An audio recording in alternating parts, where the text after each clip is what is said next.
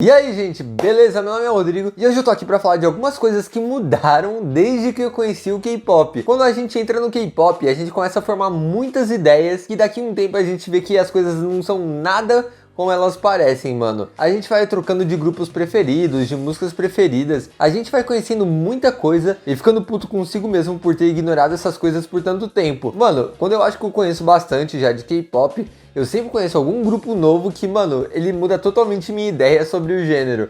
E hoje eu tô aqui pra falar justamente dessas coisas, mano. Então, vamos começar com esse vídeo. Eu vou contar aqui um pouco da minha história com o Twice. Quando eu conheci elas por algumas músicas que eu não gostei tanto, como Yes or Yes, Dance the Night Away, Signal. E essas foram algumas músicas que eu realmente não gosto até hoje. Então eu peguei um rancinho do Twice no começo e achava elas um dos grupos femininos mais chatos. Mas aí conforme elas lançaram Fancy, elas começaram a subir no meu conceito.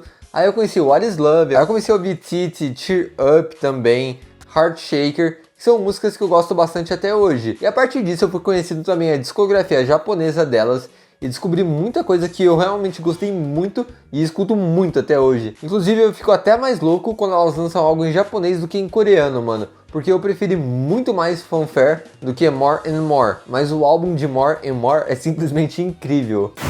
No começo eu me forçava muito a gostar de tudo, velho. Mas eu vi que isso não era muito produtivo e que tinha algumas coisas realmente que eu não gostava, assim, em termos de canções e estilos. Então se você ver alguns vídeos meus no começo, assim, tem algumas coisas que eu não gosto hoje em dia. Na época eu até gostava um pouquinho, assim, mas depois de um tempo eu parei de gostar. Então se você ver alguns vídeos bem antigos meus de K-pop, eu posso não ter as mesmas opiniões. Então, gente, se vocês verem qualquer vídeo meu e eu falar que gosto ou não gosto de alguma coisa, eu tô sendo sempre bem sincero, até porque eu odeio muito mentira.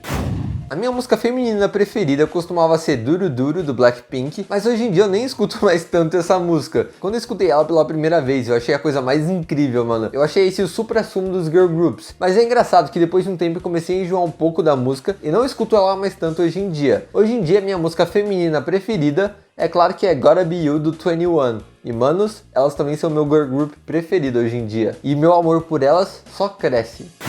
O NCT era um grupo que eu não curtia tanto no início, quando eu conheci o K-pop. Eu simplesmente não pegava a vibe deles. Mas conforme o tempo foi passando, eu fui vendo alguns lançamentos, especialmente com Superhuman, eu comecei a gostar muito do grupo. Aí eles lançaram esse ano Kick It e eu comecei a ficar cada vez mais apaixonado por eles. Aí fui começando a ouvir todas as canções deles, as title tracks, algumas b-sides, e hoje eles são um dos meus grupos masculinos preferidos. E os Stray Kids aconteceu a mesma coisa. Eu não curtia tanto no início, e foi quando eles lançaram Myro e Side Effects que eu comecei a gostar muito deles.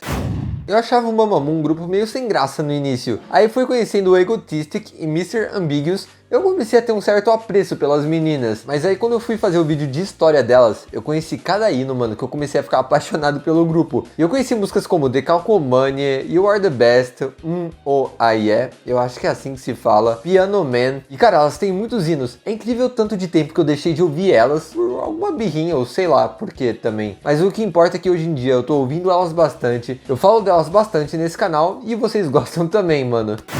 A IU é uma artista engraçada, porque eu gostei muito dela no início, mas eu não fui pesquisar muitas coisas a fundo dela. Eu fui descobrindo aos pouquinhos, aí eu fiz o vídeo de história dela, eu descobri tipo 40 canções incríveis dela, e ela virou minha solista preferida a partir disso. Tanto que hoje em dia eu escuto ela tanto quanto SHINee e Big Bang, que são meus grupos masculinos preferidos.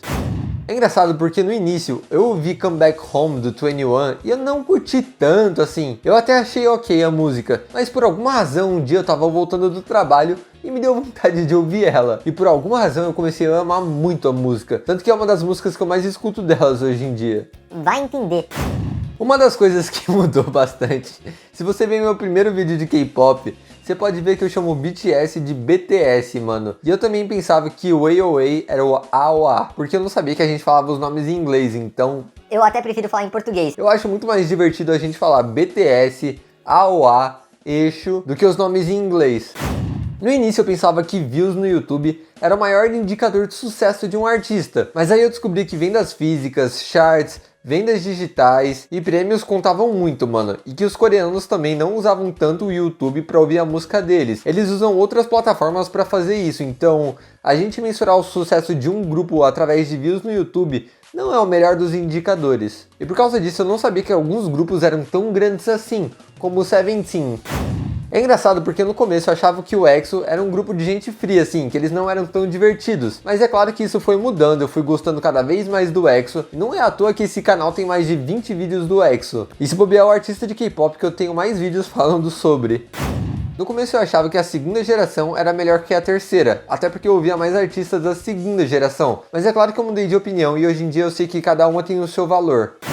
Eu achava que o conceito fofo e a Aegyo eram coisas bem cringes no início, e eu achava isso meio zoado. Mas é claro que isso foi mudando, eu fui vendo que essas coisas eram mais inatas da cultura dele. Caralho, eu tô falando muito formal. Puta que pariu. Mas é sério, isso são coisas da cultura dele, e por causa que a gente não tá acostumado a isso, a gente vê com uma certa estranheza. Por alguma razão, no início, eu não gostava de Bonamana do Super Junior, mas por alguma razão isso mudou, mano. Eu não sei porquê. Eu achava ela uma música muito caótica, mas por alguma razão eu comecei a gostar dela. Eu ficava muito de doce pra ouvir B-sides dos grupos. Eu achava que o melhor tava sempre na title track. Mas aí eu comecei a ouvir aos poucos e eu fui vendo que não é bem assim. A gente acha coisas simplesmente espetaculares nas B-sides. E às vezes elas são até melhores que as title tracks. Por exemplo, todo o álbum do Twice, o último, em comparação com More and More. Sério, aquele álbum é perfeito, mas More and More eu não achei tão legal assim. Então, gente, eu espero de coração que vocês tenham curtido esse vídeo. E se quiserem que eu faça uma parte 2 aqui, porque ainda tem muita coisa engraçada, comenta aqui embaixo que eu farei com o maior prazer. Então é isso, gente. Muito obrigado mais uma vez. Valeu e tchau!